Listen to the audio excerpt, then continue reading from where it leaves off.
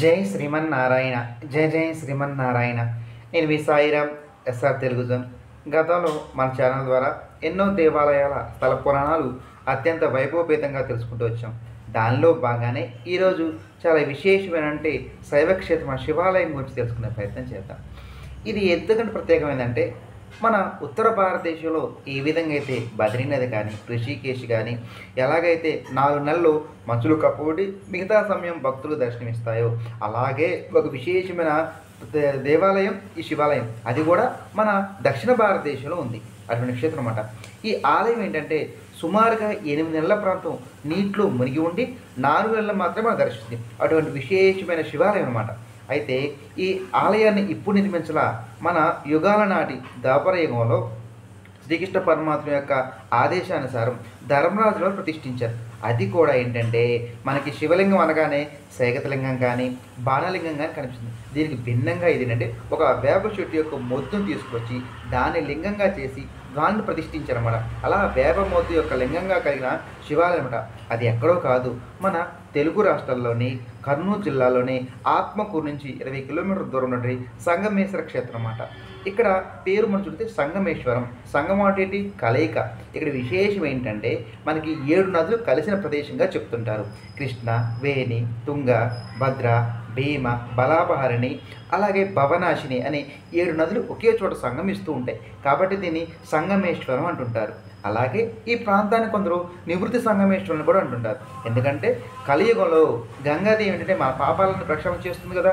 ఆవిడ కూడా ఒక సందర్భంలో కాకి రూపం ధరించి ఈ పాపాలను ఎలా పోగొట్టుకోవాలి అని ఆలోచిస్తూ మన దక్షిణ భారతదేశంలోని ఈ సంగమేశ్వర క్షేత్రానికి వచ్చి అక్కడ మునిగినట్లయితే ఆమె కాకి రూపాన్ని విడిచిపెట్టి హంసరూపంగా మారి వెళ్ళిపోయిందంట.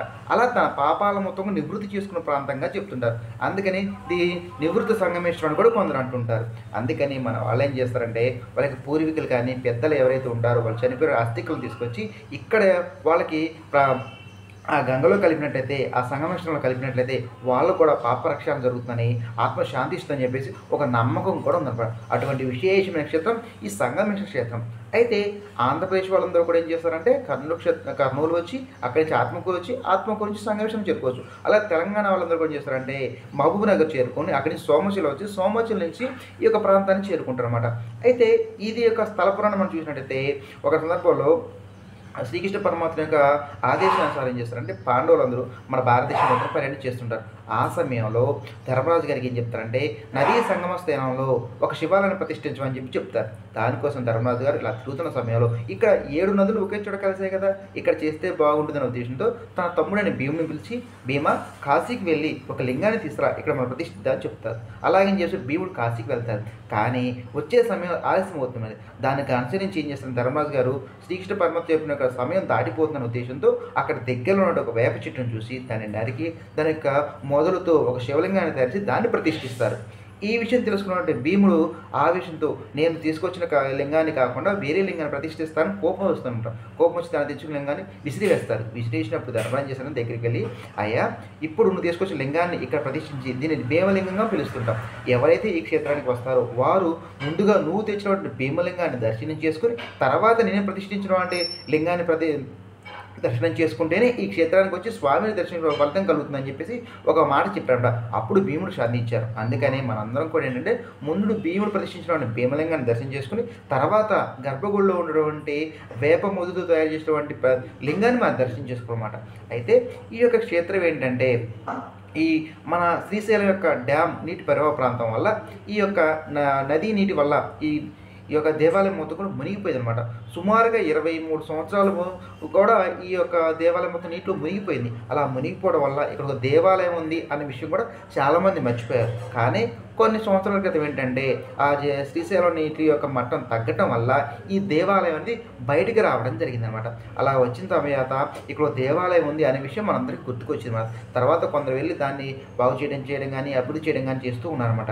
అయితే ఇక్కడ ఏంటంటే ఆ శ్రీశైలం నీరు ఎప్పుడైతే ఎక్కువ అవుతుందో అప్పుడు ఈ దేవాలయం మొత్తం కూడా మునిగిపోతుంది. తర్వాత ఎండాకాలం ఎప్పుడైతే నీటి మట్టం తగ్గుతుందో అప్పుడు మాత్రమే దర్శిస్తుంది. అందుకోసం అని చెప్పేసి ఈ యొక్క దేవాలయం 8 నెలలు సుమారు కూడా నీటిలోని మునిగి ఉంటుంది.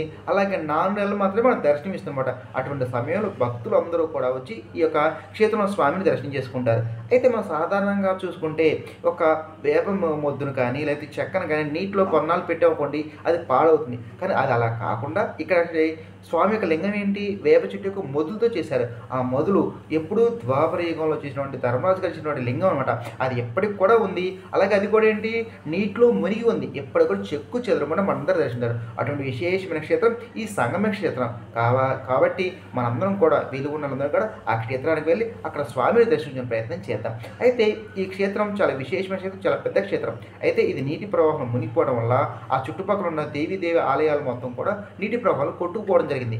అందుకోసం అని చెప్పి ఆలయంలో అంతకుముందు ఏంటంటే పరమేశ్వరుడితో పాటు లలితాదేవి కానీ, విఘ్నేశ్వరుడు కానీ, సుబ్రహ్మణ్య స్వామి కానీ, నరసింహుడు కానీ, శ్రీకృష్ణ పరమాత్మ ఇలా ఎన్నో దేవాలయాన్ని కూడా నిర్మించారు, రూపాలయాలు నిర్మించారు. ఆ యొక్క క్షేత్రంలో ఉన్నటువంటి ఆలయాలను శిథిలమైపోవడం వల్ల ఆ విగ్రహాలు కొన్ని కొట్టుకోవడం వల్ల దొరికిన విగ్రహాలన్నీ తీసుకొచ్చి మళ్ళీ దేవాలయం ప్రతిష్ఠించాలి. అందుకోసం అని చెప్పేసి ఈ ఆలయ యొక్క గర్భాలయంలో లలితాదేవి యొక్క విగ్రహాన్ని కానీ, వినాయకుడి యొక్క విగ్రహాలు కానీ స్వామి యొక్క ఆలయంతో కూడా మనం చూడవచ్చు అన్నమాట. దాని పక్కనే మనం చూసుకున్నట్టయితే సత్యనారాయణ స్వామి యొక్క ఆలయాలు కానీ, నరసింహస్వామి ఆలయాలు కానీ ఇలా విశేషమైన ఆలయాలు ఉన్నాయి. కాబట్టి మన అందరం కూడా వెళ్ళినప్పుడు ఆ యొక్క ఆలయానికి వెళ్ళి ఆ పరమేశ్వరుని కాదు, ఆ చుట్టుపక్కల ఉన్న లలితాదేవిని కానీ, సుబ్రహ్మణ్య స్వామిని కానీ, గణేశుని కానీ, నరసింహుని కానీ, సత్యనారాయణ స్వామి కానీ ఇలా అన్ని రకాల దేవాలయాన్ని దర్శనం చేసుకొని ఆ స్వామికి కృపాకటాక్షాలను పొందే ప్రయత్నం చేద్దాం. జై శ్రీమన్నారాయణ, జై జై శ్రీమన్నారాయణ. ఈ వీడియో మీకు నచ్చినట్లయితే లైక్ చేయండి, షేర్ చేయండి, కామెంట్ చేయండి. అదేవిధంగా ఇటువంటి ఆసక్తికర విషయాలు తెలుసుకోవాలంటే మా ఛానల్ని సబ్స్క్రైబ్ చేసుకోండి.